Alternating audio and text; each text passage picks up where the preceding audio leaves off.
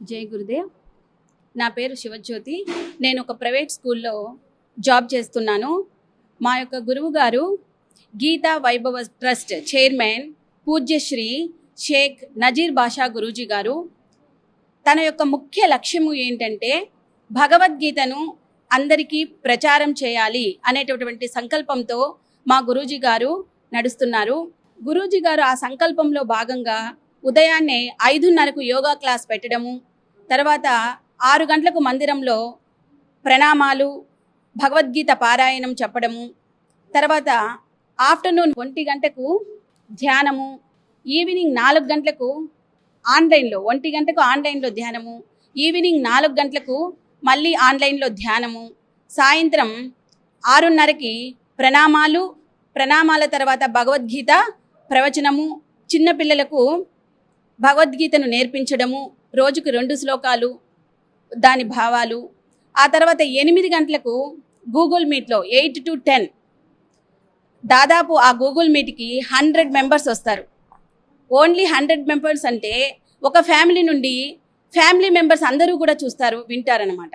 So 8 గంటలకి Bhagavad Gita online ద్వారా చెప్తున్నారు. ఈ విధంగా 3 సంవత్సరాల నుంచి గురూజీ ఇప్పటికి మాకు 3 సార్లు భగవద్గీత, ఇది 3వసారి భగవద్గీత చెప్తున్నారు. ఇంత ఎందుకు తన ప్రయత్నము అంటే భగవద్గీత భారతీయుల గ్రంథం. భగవద్గీత అనేది భగవంతుడి దివ్యవాణి, భగవానుడు స్వయంగా చెప్పినటువంటి గ్రంథం. సో భగవంతుడే స్వయంగా చెప్పాడు కాబట్టి ప్రతి ఒక్కరూ కూడా దీన్ని ఆచరించాలి అనేటటువంటి ఉద్దేశంతో చెప్పడం జరిగింది. సమాజంలో భగవద్గీత గురించి ప్రచారం ఎలా ఉంది అంటే, 1వ రకం వ్యక్తులు భగవద్గీతను ఒక పవిత్రమైన గ్రంథంగా భావిస్తూ పట్టు వస్త్రంలో భద్రపరిచి ఆ బీర్వాలోనూ పూజా మందిరంలోనూ భద్రపరిచి దాన్ని ఓపెన్ చేయకుండా అలాగే ఉంచుతున్నారు. 2వ రకమైనటువంటి భక్తులు భగవద్గీతను చదివితే చనిపోయిన కాడ పెట్టేటటువంటి ఒక పాటగా భావిస్తున్నారు. 3వ రకమైనటువంటి వ్యక్తులు ఈ భగవద్గీత అనేది ఇప్పుడు చదివేది కాదు, రిటైర్మెంట్ అయ్యాక టైం పాస్ కోసం చదివేది అనేటటువంటి ఆలోచనతో ఉన్నారు. 4వ రకమైన వ్యక్తులు, అమ్మో భగవద్గీత చదివితే మన పిల్లలు సన్యసిస్తారు, దాంట్లో సన్యాసం అనే వర్డ్ ఉంది అని అంటున్నారు. ఆ సన్యాసం అనే వర్డ్ వింటున్నారే కానీ దాని వెనక ఉండేటటువంటి అర్థాన్ని అర్థం చేసుకోవటం లేదు. ఎందుకు అర్థం చేసుకోవడం లేదు అంటే దాన్ని ఎక్స్ప్లెయిన్ చేసేదానికి సరైన గురువులు దొరకటం లేదు. సో మా పూర్వజన్మ పుణ్య ఫలాన్ని బట్టి మాకు ఒక సద్గురువు దొరికారు. సో ఆ సద్గురువు వచనాలను వింటూ మేము కూడా భగవద్గీతను తెలుసుకుంటూ ఉన్నాం అనమాట. ఇప్పుడు చెప్పాను కదా సన్యసిస్తారు అని. మహాభారతంలో కురుక్షేత్ర మహాసంగ్రామంలో సంగ్రామం అయిపోయిన తర్వాత అర్జునుడు సన్యసించాడా? సన్యసించలేదు. ఈ విషయాలన్నీ చెప్పినటువంటి కృష్ణుడు సన్యసించాడా? సన్యసించలేదు. ఇద్దరూ కూడా రాజ్యపాలన చేశారు, సంసారాలతో హ్యాపీగా ఉన్నారు. సో భగవద్గీత చదివితే మన యొక్క పర్సనాలిటీ డెవలప్ అవుతుంది.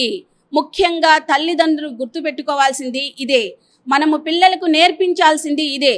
భగవద్గీత అనేది కృష్ణుడు ఒక సైకాలజిస్ట్ అయితే భగవద్గీత అనేది ఒక పర్సనాలిటీ డెవలప్మెంట్.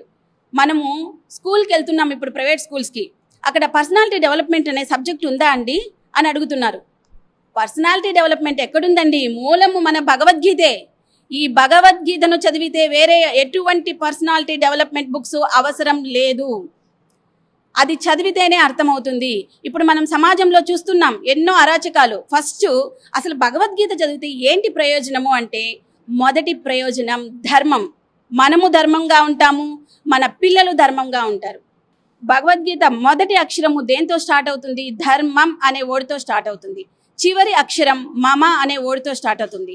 అంటే మమ అంటే నేను ధర్మబద్ధంగా బ్రతుకుతాను అని. సో మనకు పిల్లలకు ఏం నేర్పించాలి? ధర్మాన్ని నేర్పించాలి. ఏది మంచి ఏది చెడు అనేటటువంటి విచక్షణ జ్ఞానాన్ని నేర్పించాలి. అది ఎక్కడుంది? ఈ పర్సనాలిటీ డెవలప్మెంట్ అయిన భగవద్గీతలో ఉంది. 2వది ధైర్యాన్ని నేర్పాలి పిల్లలకి. అభయం సత్వ సంశుద్ధి. ఈ శ్లోకంలో చెప్తారు, క్లైభ్యం మా స్మగమః ప్రార్థ అంటే పిరికితనము పనికిరాదు. ఫర్ ఎగ్జాంపుల్ స్టూడెంట్స్ ఉన్నారు, చిన్న విషయాలకు కూడా భయపడుతూ ఉంటారు. వాళ్ళకి ఎంతో నాలెడ్జ్ ఉంటుంది, వాళ్ళ నాలెడ్జ్ని యూజ్ చేసుకోరు, ప్రతి చిన్న విషయానికి భయపడుతూ ఉంటారు. ఈ భగవద్గీత అనేది చదివితే వాళ్ళల్లో భయం అనేది పోతుంది, ధైర్యంగా ఉంటారు. ఇప్పుడు నిన్నటికి మొన్న చెప్పుకున్నాం మనము, చూసాం రీసెంట్గా న్యూస్లో పశ్చిమ బెంగాల్లో జరిగినటువంటి ఇన్సిడెంట్ ఏమి, దిశ ఇన్సిడెంట్ ఏమి, అమ్మాయిల మీద అరాచకత్వం. సో మనం ఏం చేయాలి ఒక తల్లిదండ్రులుగా? అటు అమ్మాయిలకు మనము ధర్మాన్ని, న్యాయాన్ని, శాంతిని నేర్పించాలి. అబ్బాయిలకు కూడా అదే విధంగా ధర్మాన్ని, శాంతిని, న్యాయాన్ని, ధైర్యాన్ని నేర్పించాలి. ఆ విధంగా నేర్పించినట్లయితే తల్లిదండ్రులు ఇలాంటి అరాచకాలు అస్సలు జరగవు అన్నమాట. ఎందుకు అంటే వాళ్ళు అజ్ఞానంలో ఉన్నారు, వాళ్ళకు తెలిసిందే జ్ఞానం అంటున్నారు. ముఖ్యంగా ఈ ఫోన్ల ద్వారా, ఈ ఫోన్లు ఓపెన్ చేసినప్పటి నుంచి ఇటు పిల్లలేమి తల్లిదండ్రులేమి ఆ ఫోన్లు ఓపెన్ చేసినప్పటి నుంచి ప్రతి విషయాన్ని కూడా మంచికి యూజ్ చేసుకోవచ్చు, చెడుకు యూజ్ చేసుకోవచ్చు. మంచి అనేది కష్టంగా ఉంటుంది, అట్రాక్షన్ తక్కువగా ఉంటుంది. చెడు అనేది అట్రాక్షన్ ఎక్కువగా ఉంటుంది, మనల్ని ఆకర్షిస్తూ ఉంటుంది. దానికి దూరంగా ఉండాలి.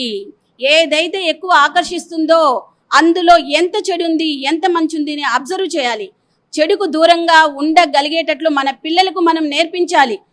ఇప్పుడు ప్రెజెంట్ వైఫ్ హస్బెండ్ ఇద్దరు జాబ్ చేస్తున్నారు, పిల్లలకి టైంపాస్కి ఫోన్ ఇచ్చేస్తున్నారు. ఫోన్ ఇస్తే వాళ్ళు టచ్ చేస్తే ఏం ఓపెన్ అవుతుంది? ఒక్కసారి ఆ పిల్లల్లో ఆ బీజం అనేది ఉంటుంది. పిల్లలకి బీజం తదహమర్జున, కృష్ణ పరమాత్మ బీజ రూపంలో ఉంటారు. కానీ ఆ బీజాన్ని మనము మహావృక్షంగా మార్చుకోవాలి, పరమాత్మగా మార్చుకోవాలి. చెప్పే వాళ్ళు ఉండాలి, గురువు దానికి. అదే తల్లిదండ్రులు ఆ విధంగా ఇచ్చేసిపోతే వాళ్ళు ఆ చెడు అన్నీ చూస్తూ ఉంటే దానికి ప్రకంపన ప్రేరేపితమయ్యి ఆ చెడే మంచి అనుకొని అదే కరెక్ట్ అనుకొని సమాజంలో ఇలాంటి అరాచకాలు జరుగుతున్నాయి. ఫస్ట్ తల్లిదండ్రులు పిల్లలకి ఫోన్స్ నాట్ అలౌడ్, ఇవ్వకూడదు. ఇప్పుడు ఏం అవసరం వాళ్ళకి? వాళ్ళ మానసికంగా వాళ్ళ పర్సనాలిటీని దెబ్బతీస్తున్నాం మనం. మళ్ళీ పర్సనాలిటీ డెవలప్మెంట్ బుక్స్ స్కూళ్ళలో చెప్పండి అంటున్నాం. ఎలా సాధ్యమవుతుంది? రెండవది వచ్చేసి వాళ్ళ ఆరోగ్యం కూడా దెబ్బతింటుంది. ఐస్ బాగా దెబ్బతింటాయి, బ్రెయిన్ బాగా దెబ్బతింటుంది, వాళ్ళ జ్ఞాన శక్తి తగ్గుతుంది. సో ప్రతి తల్లిదండ్రులు కూడా ఫోన్ విషయంలో పిల్లలతో చాలా జాగ్రత్తగా ఉండాలి. అది కాదమ్మా ముద్దు. పిల్లలు ప్రయోజకులయ్యి వాళ్ళ కాళ్ళ మీద వాళ్ళు నిలబడినప్పుడు మనకు నిజమైన సంతోషం కలుగుతుంది. అవునా? సో ప్రతి ఒక్కరూ కూడా పిల్లల పట్ల జాగ్రత్తగా ఉండాలి. వాళ్ళకి సైకాలజీ డెవలప్ కావాలంటే ప్రతిరోజు భగవద్గీతలో ఒక శ్లోకము చదివి దాని భావాన్ని పిల్లలకు అర్థం చేయాలి. అలా చేసినట్లయితే పిల్లలు ధర్మబద్ధంగా పెరుగుతారు. ఇంకొక విషయం, శాంతి అనేది పిల్లలకు అలవాటు చేయాలి. ఫర్ ఎగ్జాంపుల్ ఇప్పుడు మహాత్మా గాంధీనే ఉన్నారు. అంత పెద్ద మహా సంగ్రామంలో ఏ ఆయుధాలు లేకుండా కర్ర ఒక చెయ్యి, చేతిన ఒక కర్ర, చిన్న వస్త్రము ధౌతి, చేతిలో ఒక భగవద్గీత, ఒక వాచ్, ఇవి మాత్రమే ఆయన ఆస్తి. కానీ అంత పెద్ద మహా సంగ్రామాన్ని జయించి మనకు స్వాతంత్రాన్ని తెచ్చిపెట్టాడు. ఎలా తెచ్చిపెట్టాడు?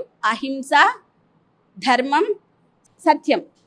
ఇవి కూడా భగవద్గీతలోనే ఉన్నాయి. భగవద్గీత గాంధీ గారు తన స్వీయ చరిత్రలో కూడా చెప్పుకున్నారు, భగవద్గీత తనకు మాత వంటిది అని. ఎప్పుడు తనకు కూడా అంతకుముందు ఈ భగవద్గీత నాలెడ్జ్ జీరో. ఎప్పుడైతే తను లా కంప్లీట్ చేసినాక దక్షిణాఫ్రికాకి వెళ్ళారో అక్కడ లైబ్రరీలో ఒక బుక్ చదువుతూ ఉంటే the song of the celestial అనేటటువంటి బుక్ ఎవరు రాశారు అంటే ఎడ్విన్ ఆర్నాల్డ్. ఓపెన్ చేసి చదువుతూ ఉంటే అంతా భగవద్గీతే, ఏంటిది అని అబ్జర్వ్ చేసి రీసెర్చ్ చేస్తే జర్మనీ తత్వవేత్త రాయడం జరిగింది. సో ఇంత ఉందా భగవద్గీత? నేను కూడా ఇన్స్పైర్ అయ్యాను. నా హిందువుల కోసం, నా ఇండియన్స్ కోసం, నా భారతీయుల కోసం ఏదో ఒకటి చేయాలి. మేము స్వాతంత్రం తెచ్చిపెట్టాలి నా బిడ్డలకు.